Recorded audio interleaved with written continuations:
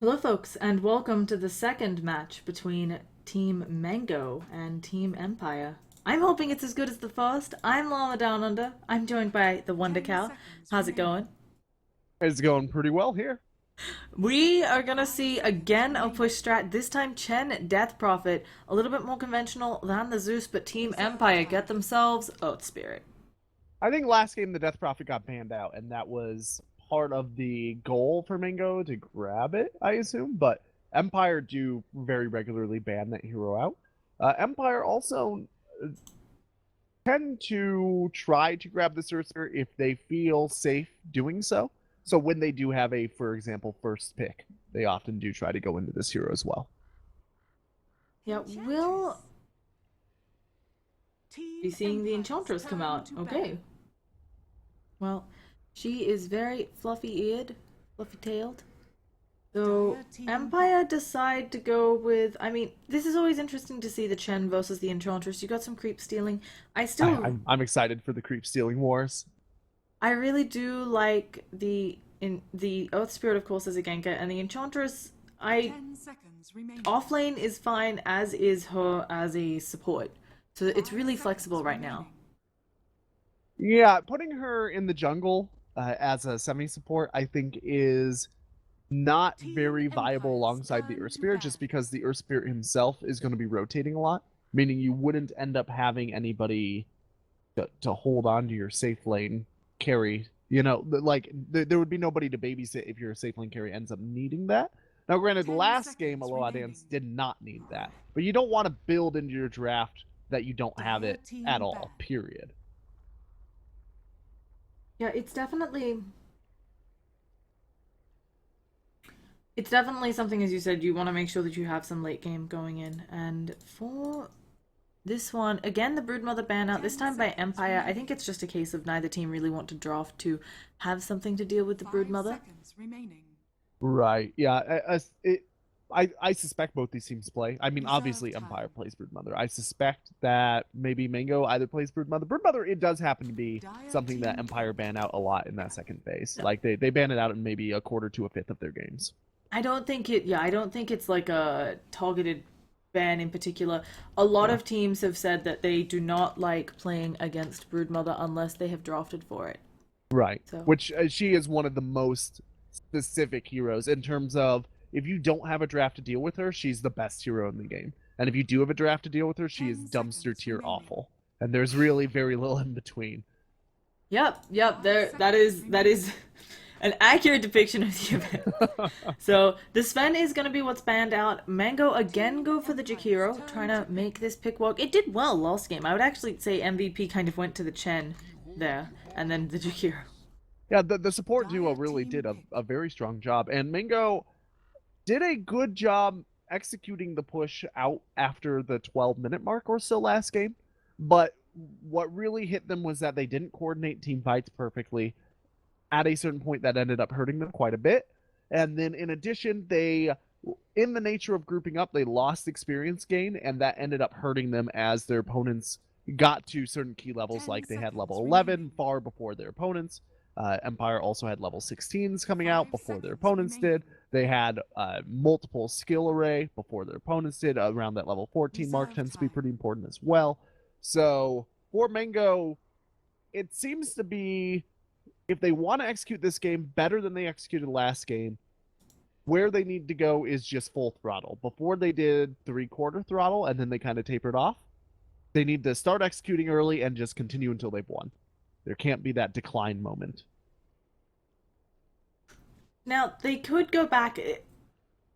They could try to orient this for Mango a bit more like a team fight oriented. Obviously, Team Empire showing that they're planning some good team fighting or at least good pick off potential. We've seen the Magnus be used kind of in both ways. I for for Mango, I think it's good to have some more team fight added into this. If they go full push, we've seen it all before. You have to group up a little bit for a Magnus. Sure, an Exorcism might be able to rip on through that guy, but if he skewers one of the key players back, might Yeah. be disaster. Yeah, that Death Prophet not quite as vulnerable to that combination as the rest of her team, but a Chen extremely vulnerable. So is a Jakiro. Neither of them are very tanky. Neither of them have a classical escape. So Magnus ends up being a pretty good pick here in theory. I think for Mango, they want to make sure that they're doubling into the push, but they need to get a pusher who controls around the tower. A lot of times what you would see a team think about picking up here is something like a Bat Rider, which will allow them to pressure onto the tower with the threat of a Blink Lasso, and thus force the Magnus back. And it's going to be Ursa, so Turn to pick. a bit of an out there pick. I really like it. I'm a huge fan of watching the Ursa, but he does need some farm. He needs to get that blink up really quickly. You can with quick towers, though, Yeah. right? His team knocks down a couple quick towers. He gets that blink early. Overpower chews through towers 10 extremely seconds effectively. remaining. And then, unlike last game, where it took them forever to take 5 Roshan seconds and then remaining. maximize that advantage, this game not only do they have the dire advantage for early game Roshes, but they also now will have an Ursha, making it much more difficult for Empire to contest that and stall the momentum. That Aegis fight where they ended up losing their top racks and also losing the fight in the pit, that was the moment really where Mango lost control of that game. And then Ursa will help prevent that from happening again. Dire team pick. I am concerned about the Ursa just because I think while it is certainly a hero that can farm fast, you really want to farm heroes. And Magnus has Skewer away, Anti-Mage of course can blink out. You're not going to have a Basher up to deal with that for a while. He can do some good work on the Enchantress, but also the Earth Spirit can roll away. It's not the easiest lineup to farm heroes in. That's true, but I don't think this Ursa is going to play a traditional. 5 So seconds normally when remaining. we see an Ursa, what we will see is 4 heroes split up around the map getting farm. Reserve You have a time. second dual core that's as strong as the Ursa, and the Ursa is trying to punish your opponent's ability to go out and get any sort of creep hits.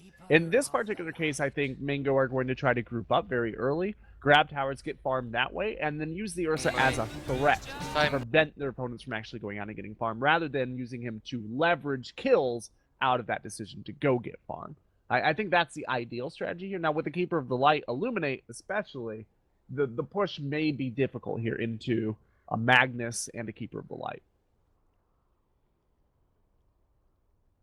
Yeah, it's a really interesting draft coming out from both sides. We've been seeing a little bit more Cottle recently than in previous patches. I mean, Cottle's not someone who's seen a lot of love, especially with the influx of Night Stalkers, but nice to see it here. It's clearly used for that D push, but there is the 20% magic resistance on Chen's. If Chen picks up one of those 20% magic resistant creeps. So they might have a way of dealing with it. I think it's just a space creator in this case, right? You're trying to make sure AM gets larger. It does generally, not guaranteedly, because there are some jungle auras that give like 5% magic resistance or something like that as well. But generally, it does a pretty good job of deterring pushes by knocking down lane creeps pretty efficiently and just reducing the amount of chaos in Bedlam. I also would have been interested to see an Earthshaker pull out instead of the Keeper of the Light, just because of the synergy with the Magnus, the synergy against Beastmaster and 30 Chen. seconds to But battle. Empire seem to be valuing what Keeper of the Light will give for a high ground defense more than what they value the Earthshaker at. Yeah, and we'll be seeing some posturing around the ruins, but I'm pretty sure we're going to just see one apiece standard stuff. They placed a very early ward, so they're going to see Capu come out. They know exactly where that ward is placed. So they'll have a good idea of where did he ward. Begins. And this lane just got a lot harder for the Beastmaster. Yeah, he doesn't have any sentries, or they don't have any sentries, but just knowing where he can see is in and of itself of value. Especially for this Keeper of the Light, right, who wants to kind of be hidden if he is going for an Illuminate build, and he is. No, he's standing right up there. He's planning on harassing the moment that they see this Beastmaster in lane. So, Funnick's gonna have a blast. So also what he was doing there is preventing that ranged creep from coming out Yeah. ahead. If the ranged creep goes out ahead, obviously it takes a lot of physical damage from the melee creeps, and it gives lane equilibrium away to the Beastmaster. So it's a really nice but subtle play there from Funnick. And they're gonna get some good harass onto Beastmaster. And one of the best melee heroes for harassing, obviously, since he also does a bit of extra damage and steals your mana. And in mid, Aloha Dawn's already having a bit of trouble up against the Death Prophet. Yeah, Death Prophet, at this stage, she just has better mana manipulation, right? She has a better mana pool relative to the cost of her spell. Though Magnus did open up with a bottle, Yeah. and he is going to bottle run. I imagine this will even out very shortly. He'll also have the Yeah. skewer up and be able to get away from those spirit siphons. A lot of that was him just taking a lot of damage that way. In top, though, we have a bear bringing down the Enchantress, and on the other side, Earth Spirit is being chased down. Hadoken Creep at the ready. He goes for the roll away, and that should be the end of that. But Enchantress, eaten. Yeah, this is not the hero that you would normally expect to give up a first blood. She's extremely survivable, but she did go for an enchant first build, and that enchant first build does prevent her from really doing anything in lane other than harass. Oh, they're gonna They're have to gonna move on roll to her. in, though, onto the Ursa. He's trying to punish the Earth Spirit for rolling in onto him, but he does take a lot of damage. He has some regen there using his salve, so they can't go again. But this lane, Oh, boy. maybe not going the way Empire wants. Enchantress being a pain. She dominates a creep and immediately uses that net, but the Liquid Fire doing so much work, they miss the dual breath, and they can't really extend past here. Net isn't up for another 12 seconds, so... Meanwhile, let's check in on this mid lane where we said the Magnus should be able to recontrol his lane once that bottle becomes a little more readily available for him, and he has now surpassed the Death Prophet just slightly in terms of last hit. Yeah, he I should mean, be able to continue to use Shockwave to more or less evenly take this lane. yeah, he'll be fine bottle crowing, much like a Dragon Knight. You just kind of get on by, and he also has a nice little escape from the Spirit Siphon. In bottom, the Beastmaster has been forced back already once, is still just kind of hanging out here. Doesn't, I mean, he's got quite a bit of gold up. I'm not sure if he's going to go for the Iron Talon or something else. Probably go for open with boots, just brown boots for survivability, and then move into the Iron Town hit. And the Beastmaster's natural armor is actually quite high. Naturally sitting on top of 4 armor, and he also has a stout shield on top of that. So in terms of survivability, he has it pretty well built into his kit. It's just his hero base. Yeah. So we'll be seeing him take some harass from Funnick. Anti-Mage actually coming in for this isn't doing that extra damage since he's already out of mana. He eats one Fairy Fire. He has to wait 3 seconds for the next. Now he's trying to dodge the Shockwave, but Beastmaster going down. And just as I got done saying that, his natural survivability is pretty decent. It's not great when you're being chased down by a horde of creeps, an AM, a Keeper of Light, and a Magnus. He just got way too far out. He would have been fine if he just stayed in lane. Yeah, so we're gonna see up top the lane has gone a little bit back in favor of the Enchantress. She's getting a lot of lost hits there after that initial aggression, but Chen is smoked up, wrapping around them. Maybe gonna be able to find something here.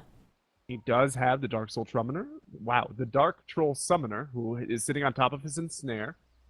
And they are rotating around. I expect that they want to knock down No Fear, because 2 levels of Untouchable makes Havos much more difficult to knock down. Oh, but Havos, they have gone in already. Chen, can he get around in time? Sims taking a lot of damage, has no points in that Ice Path yet. No Fear trying to keep chasing up. Chen has used the net, is attacking, re-dominating of creeps. There's gonna be a slam. No, the Hellbear Smasher doesn't even need to get close enough. They have it with the dual breath. And as you said, Havost, not so easy to kill, so they just get the Oath Spirit. Really nice play by Nipsu, grabbing that Hellbearer Smasher to make sure that the Thunderclap did not come out during that fight. He didn't get in range, as you mentioned, to actually cast it himself, but just preventing it from being casted on his allies in and of itself secured the kill.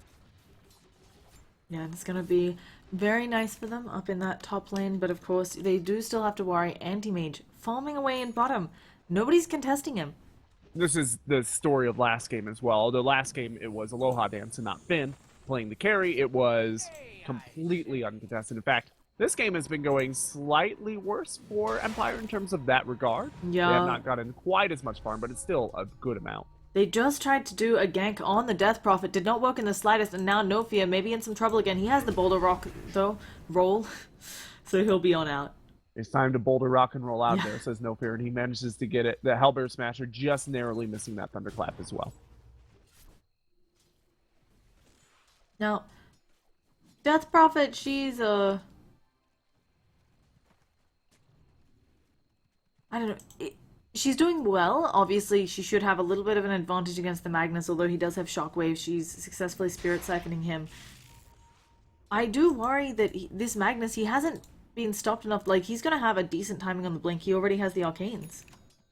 Yes, this is potentially an issue for them because Mango have drafted so dependently on the push potential. Though they did just make a nice play, Chen sending Death Prophet home, and then Death Prophet immediately TPing out with full health, full mana. But even so, if they cannot feel comfortable moving up to towers because of the threat of Blink RP Skewer, then their entire strategy crumbles. They don't go late the way that Empire goes late. Anti-Mage goes late better than Ursa. The Enchantress goes late better than the Beastmaster. Oh, the Beastmaster is baiting right now. I don't think they realized that the Death Prophet had come in as well. Anti-Mage is fighting 1v1 against the Beastmaster and winning, but they'll lose this Keeper of the Light on the back lines, and now Kapu eats a mango, and is going to be on out. In the meantime, they also lost the Enchantress and the Jakiro up in that top lane, it looks like. Oh, and it's still going. Yeah, oh gosh, they do kill off Ursa for this. No Fear again. Caught in a bad spot. 10 seconds till that boulder roll is their damage. The Hadoken at the ready. It's going to bring him down some, but they still need a lot more, and Chen just gives up the chase. Yeah, he doesn't even have his brown boots on him, and he's able to outrun the army.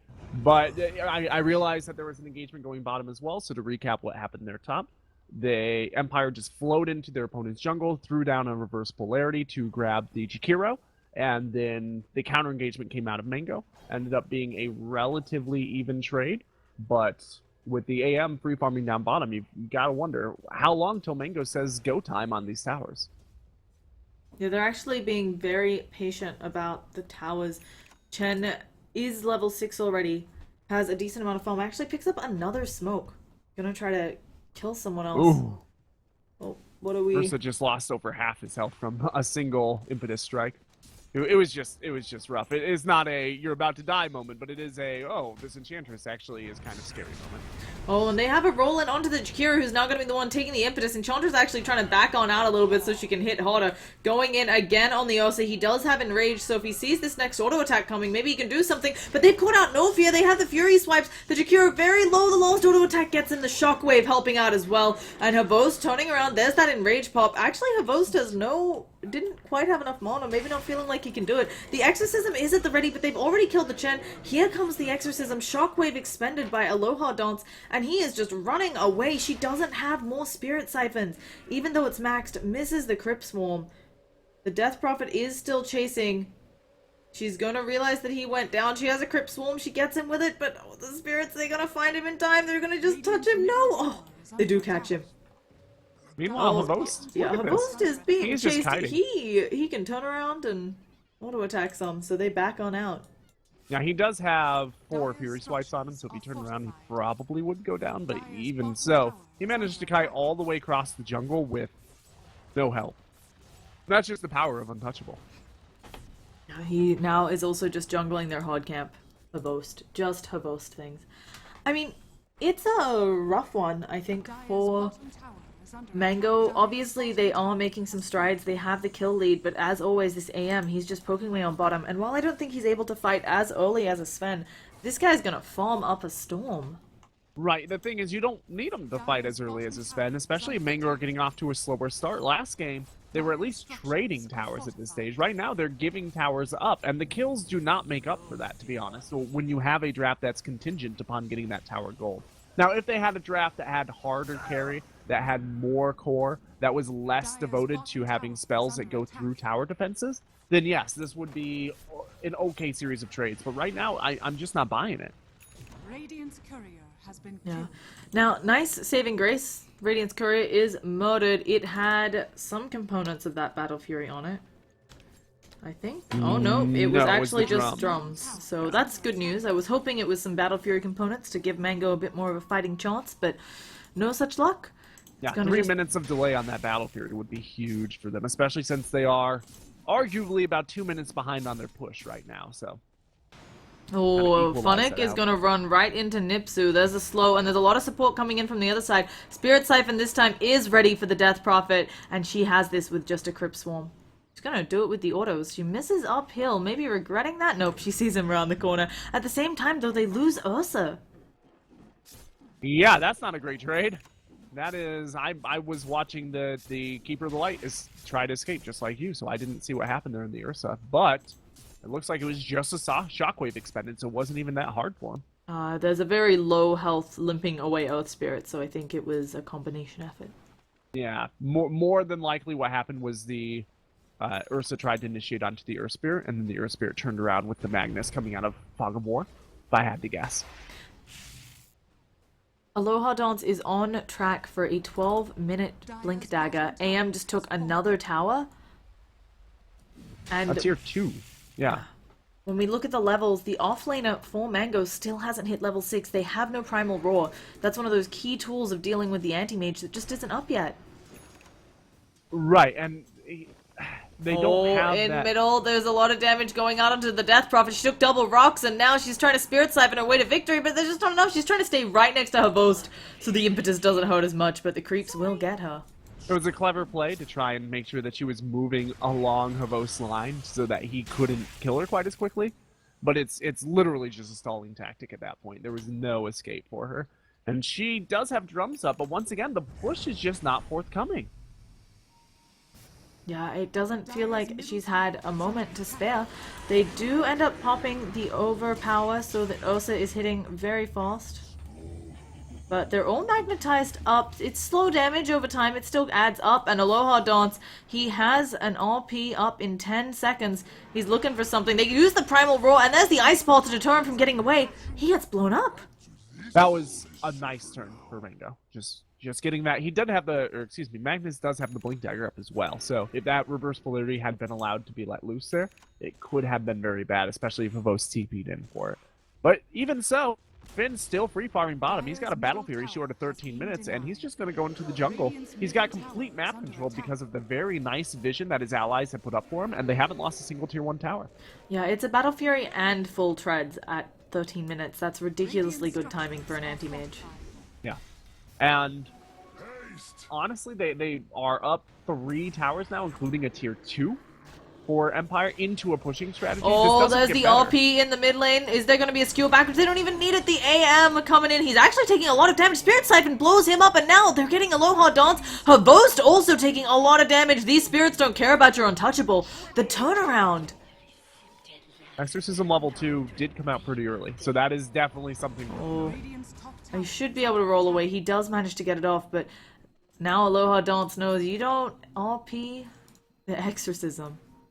Yeah, it's just unfortunate for him that the Death Prophet managed to hit 11 before that fight and get that Exorcism off. If it was still level 1 Exorcism, Empire would have won that fight for sure.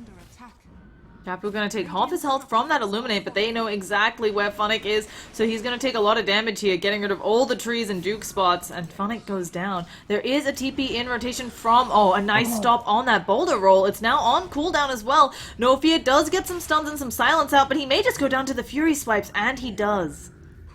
Yeah, the Hand of God is going to be coming out here as well, and I don't know that Empire have a lot that they can do to try and stop this push. The Chen creep should be able to more or less clean this up by themselves, though Havos is going to try and be a deterrent.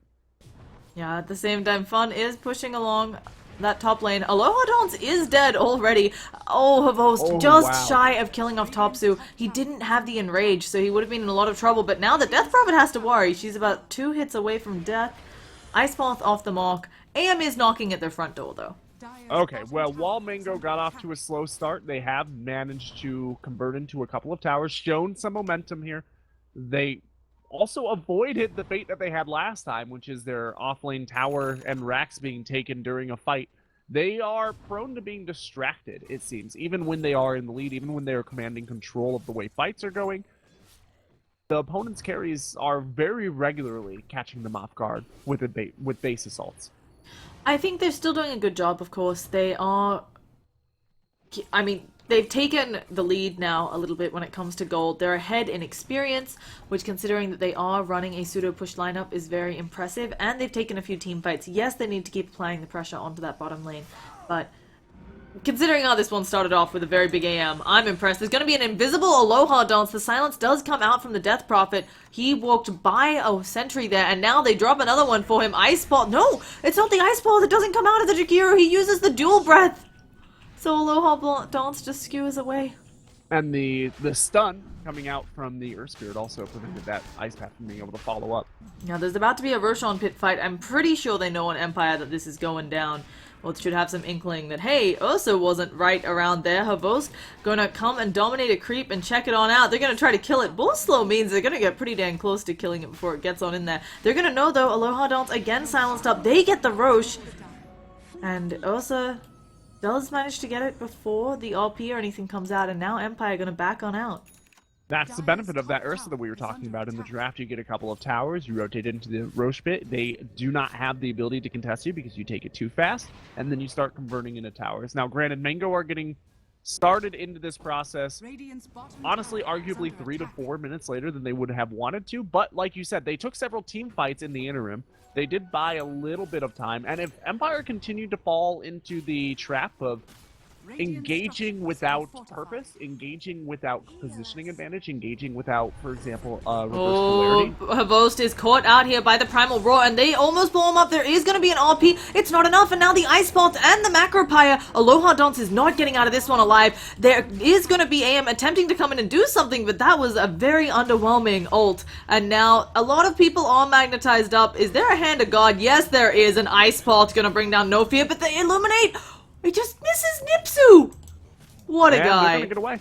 That's the exact sort of, they interrupted my statement to demonstrate the sort of initiations that Empire need to avoid. That no mission statement goal where they kind of wander in one at a time and use their spells trying to pick off kills. Those fights always almost work out in their favor, but very rarely actually work out in their favor. Meanwhile, Anti-Mage is free farming his opponent's jungle now, at least, so they are getting something out of this. And remember, Mango are on a clock here, for sure. I mean, it's very interesting. You say they're on a clock. I think with the Ursa, with the Death Prophet, you can actually scale quite well. It's just, oh, okay, we're just going to run into each other. Are we going to blink follow-up? He has to guess where the blink is. Oh, and he overshoots. Even if he didn't, I'm not sure he'd have it with just the overpower. I do wonder how these two lineups stack up against each other if it goes super late. RP and the AM and the Enchantress pretty dang overwhelming, but the Coddle and the Earth Spirit do actually begin to fall off, especially with some of the changes to the Earth Spirit's Ags. And the Beast Monster does help buff up the Ursa. Although he's kind of a one-motor pony. He can only target one at a time.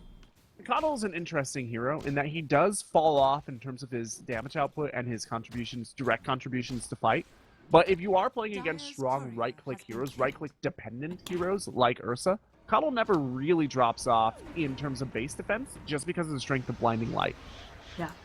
So we'll be seeing probably a tower push. They haven't popped Exorcism here, and at the same time up top, bottom, sorry, we're going to be seeing a tower in trouble for the lineup of Mango. Okay, everybody TP's out safely from Mango, and it looks like the same can be said for Empire. Oh, Funnick is dead. I was wrong. Well, he's a keeper light. He's disposable. He is. Topsu did pop the Enrage for that, but as a spell that has a very low cooldown, no mana cost. Oh, well played. Up top, there's going to be an RP. Oh, yeah, solo RP for Kapu. There have been a lot of these kind of smaller RPs. Kapu also is full mana, so FN has a lot of work to do if he wants to kill off this guy. There's a tier 1, but everybody TP'd home to deal with the AM, so Kapu will go down Shockwave, finishing him off. Getting the Beastmaster in exchange for Keeper Light, pretty solid. Having to throw the RP is not ideal, but Empire will be able to plan their engagements around that. They'll be able to just push this tower back off, choose to not heavily engage for the next 60 seconds or so. Now, if Mango want to capitalize on that, what they really have to do is start pushing this mid tower now. And of course, killing that top tower does free up the jungle a bit more for FN to farm in it. He's been having a great time. So now, here comes the DD push. Oh, Exorcism is popped to Vost, showing off that Ghost Scepter. And we will be seeing this one fall quickly, most likely, for the lineup of Mango. They are losing their top tier 2. It'll be a little bit slower. They could TP and defend it as well if they were so inclined. Yeah, without the RP and with the Exorcism out, it's just much better to take a trade. And they will successfully take a trade tier 2 for tier 2. Losing the mid tier 2 hurts a little bit. But on the Radiant side, as long as you have this bottom tier 2 available, the Roche reactions are still... Oh, they might still be able to find something. AM has a big Mana Void here onto the Death Prophet, gets it off. And now the Primal Roar onto the Creep. That thing was showing a stun. Topsu taking a lot of damage here. He does have the Aegis, so he does want to use it effectively. Can they find out anyone? No Fear kicking him back. Ice Pulse off the mark. AM jumping back in onto their lines. There's going to be a skewer onto Capsu. The axe is flying around. AM thinking he's a bit low. Aloha should die here. And they do manage to get the double kill. There's also Havost coming back in. He does have the Dragon Lance and the Ghost Scepter, but they're not going to see him. I was trying to say that I was surprised Mango didn't return since they still had Exorcism active. Yeah, and then they did. Yeah. Unfortunately, a little bit stunted. That's the nature of TPing into one of your towers, and they just didn't quite maybe get the trade they wanted, although they got something good. Yeah, they can be relatively happy with that. I think, honestly, both teams walk away from that feeling like they got the objectives that they wanted. Now, the question is, will Mango be able to seal the deal? They have 2 remaining outer tier towers. They have to crack base before their opponents do. And their opponents still have the bottom tower of Mango's base down to half health.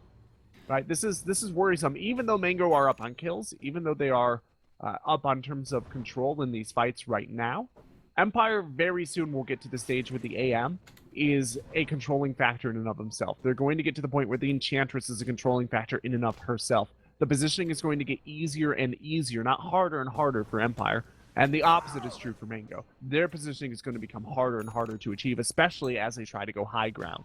Yeah, even with this vision advantage, it's about to be gone because Funnick will have that Aghanim Scepter soon.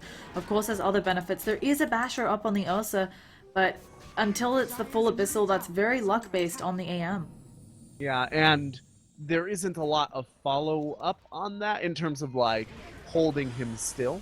They're dependent on having the Chen there to stun as well. Yeah. Unfortunately, missing their gank with the invisible Jakiro onto the Earth Spirit. Now out comes the Death Prophet. She's gonna find Aloha Dance. Should just be able to blink. Oh, she gets the Yules off on him. No easy blink away here. He's silenced up and Primal Roared. She's stunned, but there comes a bear, and they have no more Aloha Dance.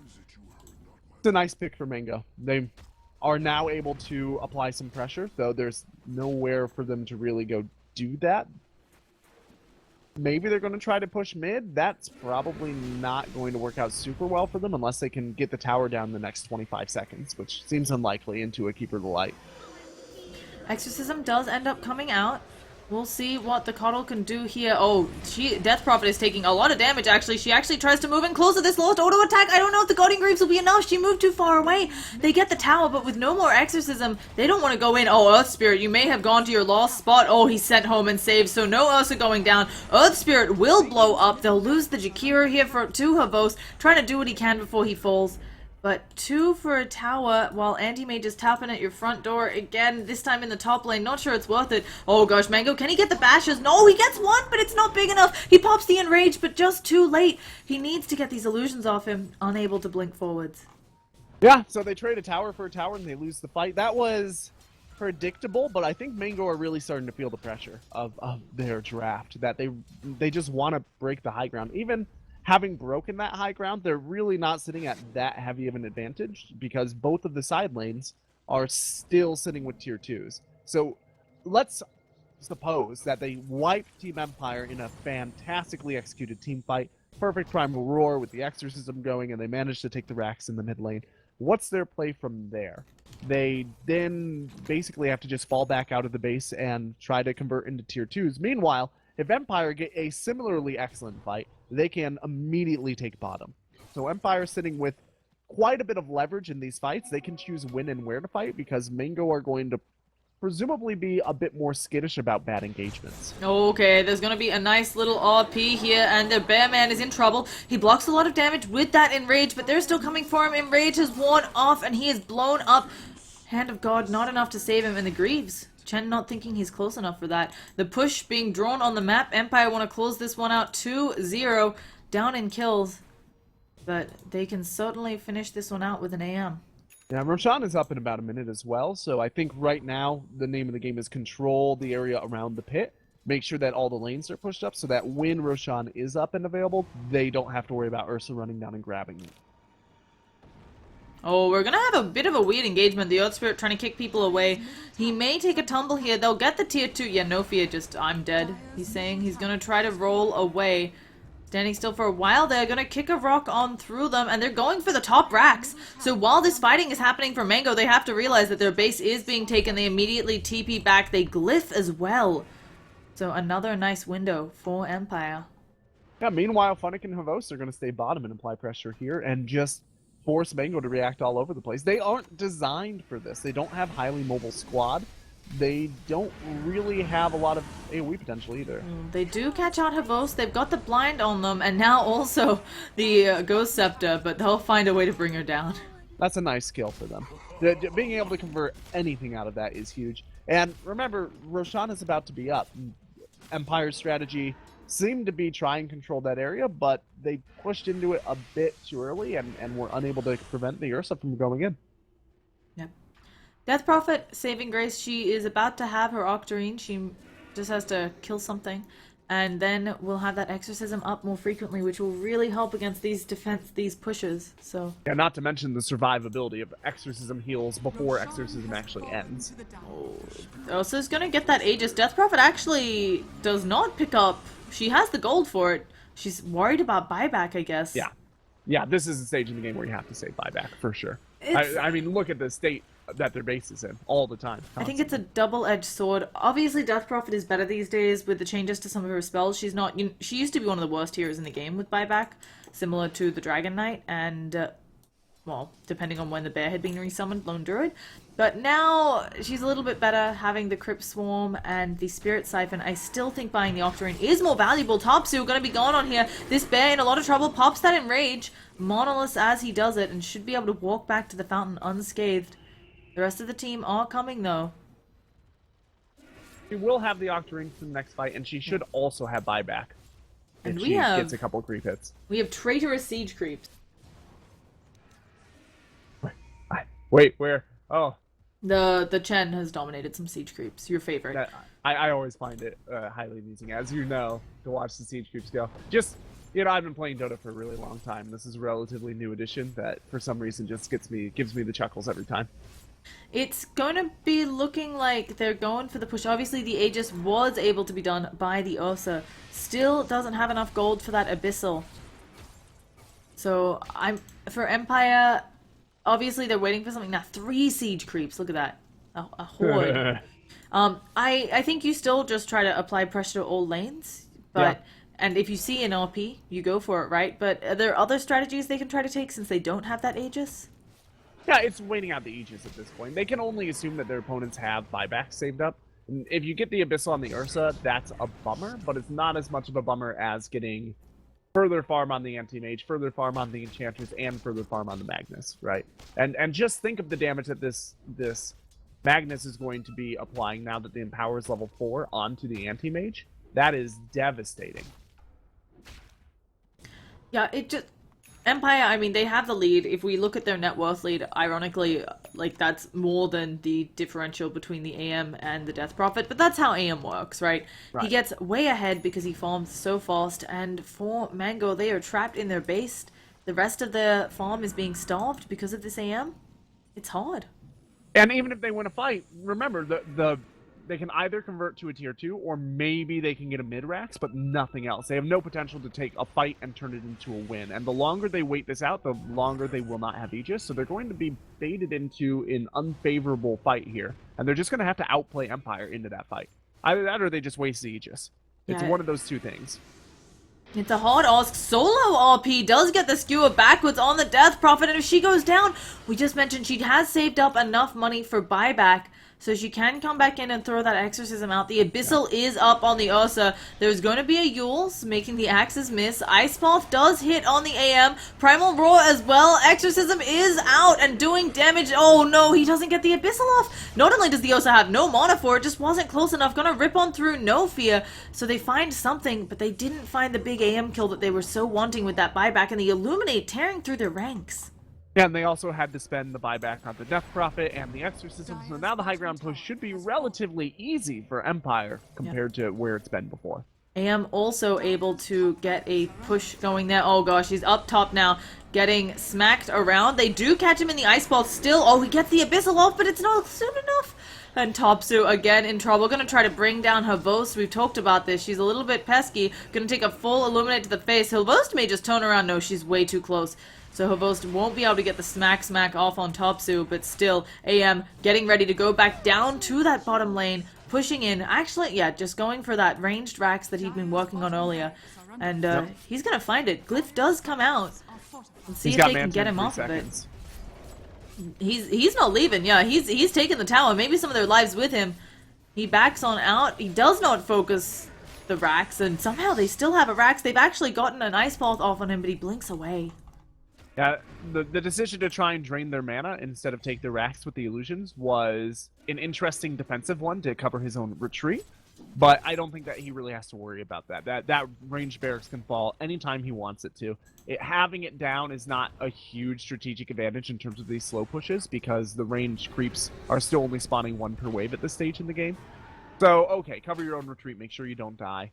Throw those around, try to be pesky, and he can come back and get that later. Yeah, this AM is huge. We're talking having his own butterfly and heart. The Abyssal comes out onto Aloha Dance, but the stun from the Earth Spirit. Topsu in a lot of trouble, doesn't have that Aegis anymore, but he's smacking away at FN, trying to work on it. He gets RP'd and repositioned at FN. He's never going to go down at this rate. Now he's got his heart, regenning him out of the team fight. Illuminate comes through, bringing them all very, very low. A nice Mono Void blows them up. Courier's going to go down. Topsu is very low as well. And they don't have buybacks on the cores. And that's GG. And there's the GG, yeah.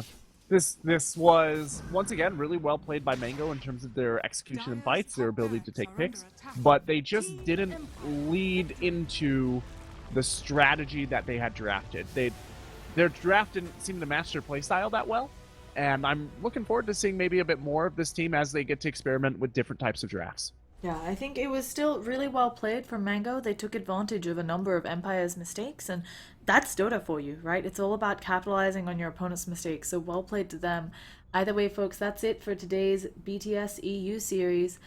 I'm Llama Down Under. I've been joined by the Wonder Cow, and we'll see you next time. You can find us both on Twitter. Hit us up with any feedback on the casting. Peace out.